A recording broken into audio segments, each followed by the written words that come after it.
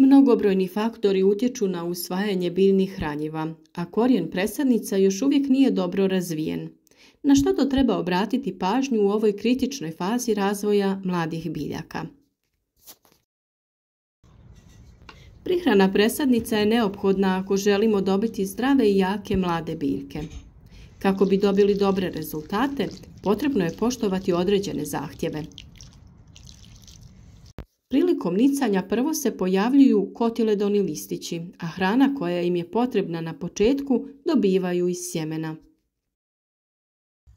Kada se pojave druga dva lista, dakle prvi par pravih listova, počinje intenzivno usvajanje hranjiva. To je pravi termin da obavimo prvu prihranu.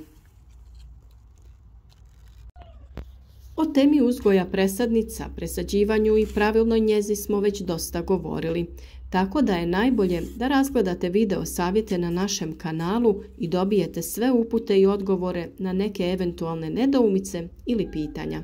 Zapratite naš kanal i redovno pratite naše savjete kako bi vaše biljke bile zdrave, jake i davale obilje plodova, te obratite pažnju na nagradno pitanje koje će biti na kraju videa.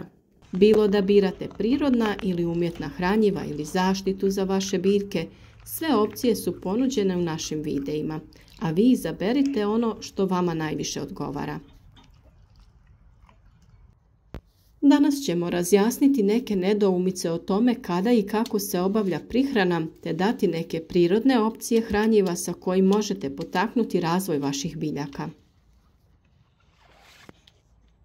Kada se radi o prihrani biljaka, prvo pitanje je kada dodavati hranjivo.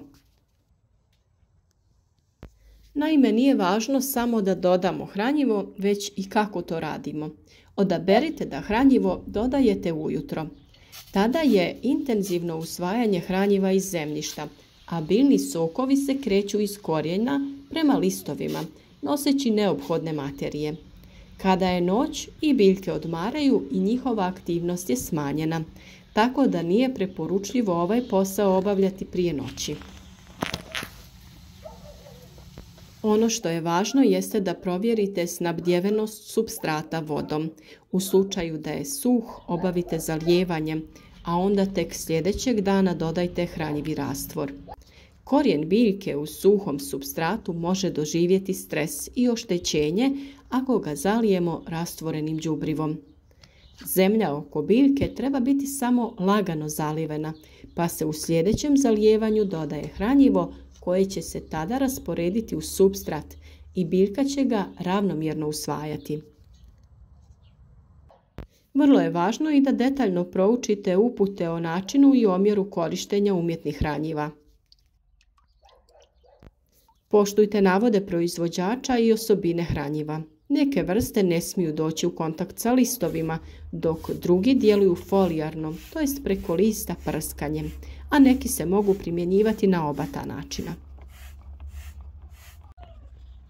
Prihrana umjetnih hranjiva većinom ima oznaku NPK, koja u brojevima predstavlja zastupljenost određenog od tih elemenata, dušik, fosfor i kalij. Zato obratite pažnju na sastav hranjiva. U ovoj fazi biljkama je potrebno više fosfora za razvoj korijena, a manja izbalansirana količina dušika i kalija. Omjer bi u tom slučaju trebao biti 1, 2, 1. Ne zaboravite i mikroelemente koji su također neophodni.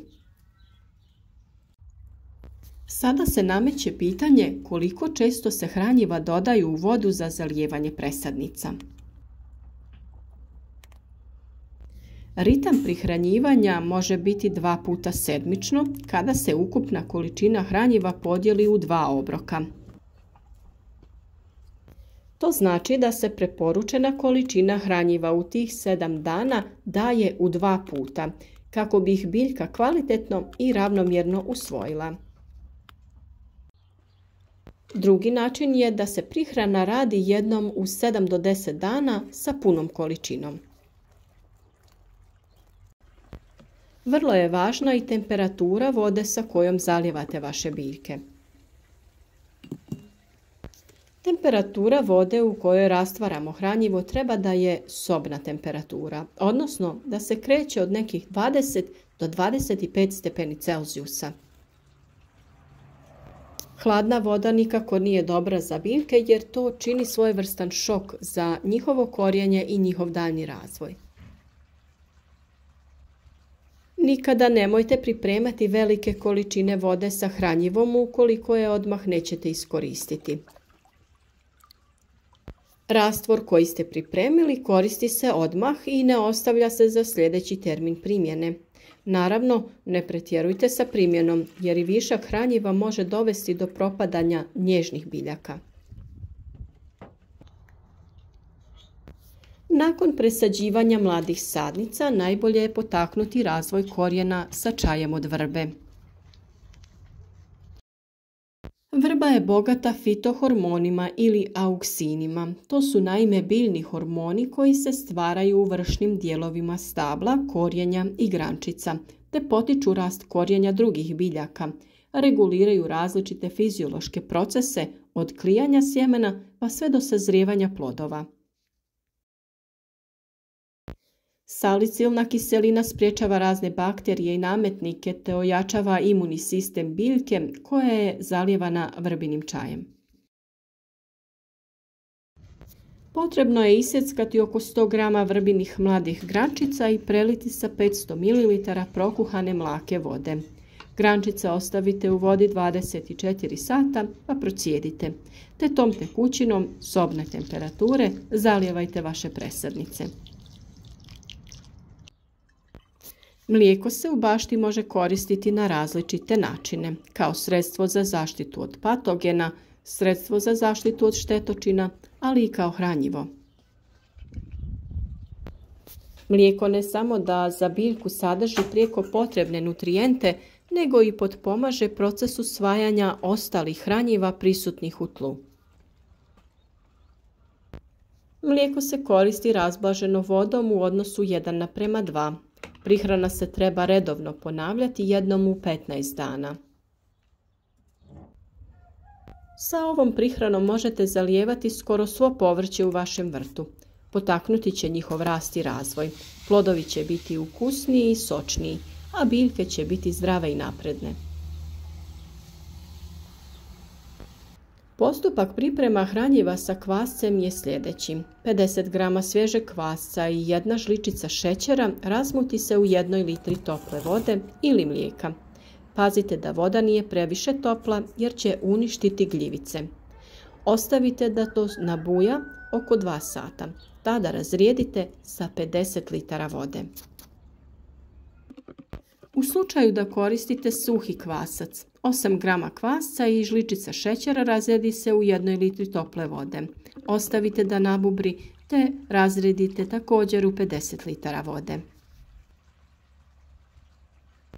U 100 g kvaščeve biomase nalazi se kalij, natrij, proteini, kalcij, magnezij, vitamin B6, željezo, vitamin C, B12, biljni hormoni poput auksina. Auksini su hormoni koji su pronađeni u kvascu, a primjenjuju se za razmnožavanje voćaka, ukrasnog bilja, drveća, cvijeća i reznica, za poticanje rasta plodova kod paradajza, krastavca i jabuka, te za sprječavanje opadanja prerano dozrelih plodova. I još jedna mogućnost jeste da pripremite otopinu od pepela za zalijevanje. Za pripremu ove otopine potrebno je 250 g pepela koji se otopi u 10 litara vode. Sve se dobro promiješa i ostavi na sobnoj temperaturi nekoliko dana. Poslije toga može se koristiti za zalijevanje. Sadrži mnogo minerala i drugih korisnih tvari, posebno se ističe fosfor i kalij koji su neophodni za početni rast presadnica. Sa prirodnim hranjivima i zaštitnim sredstvima svakako treba krenuti na vrijeme i redovno ih primjenjivati. Svaki naš video detaljno prikazuje način pripreme i primjene, tako da možete da pronađete sve što vas zanima. Naš rad podržite jednostavnim klikom na znak subscribe ili zaprati, a klikom na znak zvonca osigurati ćete sebi obavijesti o svakom novom videu. Ostavite like, podijelite video sa prijateljima i javite nam se u komentarima sa svim eventualnim pitanjima ili ukoliko želite podijeliti vaš način uzgoja. A današnje pitanje glasi: koja 4 prirodna hranjiva preporučujemo za prihranu mladih presadnica? Vaše odgovore pišite nam u komentaru ispod ovog videa. Hvala vam na podršci i sretno svima!